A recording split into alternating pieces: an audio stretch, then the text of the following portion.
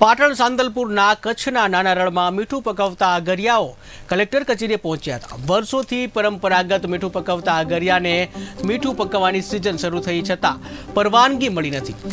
અનેક અગરિયા પરિવારો પરંપરાગત રીતે મીઠું પકવે છે, તો છતાં પણ અગરિયાઓને રણમાં પ્રવેશ ન મળતા દયનીય સ્થિતિ થઈ હતી।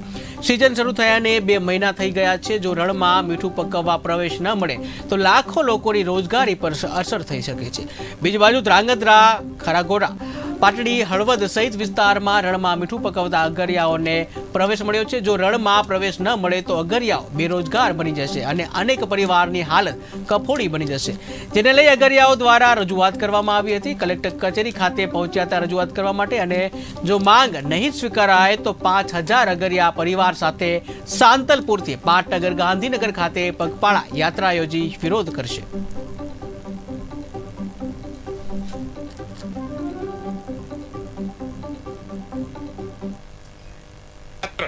અગરિયાઓને રણમાં ન જવા દેવાને કારણે 1000 જેટલા અગરિયા પરિવારોને વ્યક્તિગત સીધી નુકસાની થશે અને એને લીધે ત્યાં કને આવેલી મીઠાની ઇન્ડસ્ટ્રીમાં પણ મોટા પાયે નુકસાન થવાનું છે। ત્યાં 1 લાખ લોકોને રોજીરોટી મળે એવી સ્થિતિ છે। સાંતલપુર રણ વિસ્તારની એકમાત્ર આજીવિકા છે એ બંધ થઈ જશે તો અગરિયાને ભૂખે મરવાનો વારો આવશે। જે પરંપરાગત અગરિયાઓ છે, આઝાદી પહેલાંના અગરિયાઓ છે, આવા 1000 પરિવારોને વ્યક્તિગત સીધું નુકસાન થાય છે।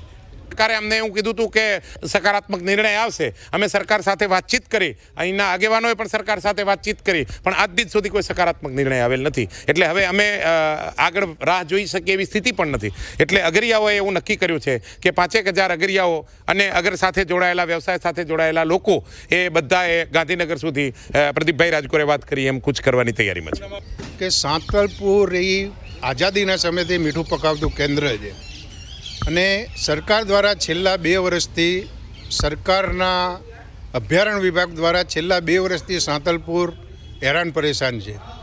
એનું કારણ એવું છે કે સાંતલપુરને કોઈ પણ હિસાબે બેન કરવા માટે એ લોકો શું પ્રયત્નો કરે છે તે આજના અગરિયાઓ જાણી શક્યા નથી। ડીએફઓ જોડેથી વારંવાર જવાબ મળવા ગયા ત્યારે એમને પ્રેસ રિપોર્ટરોને એવો જવાબ આપેલો છે કે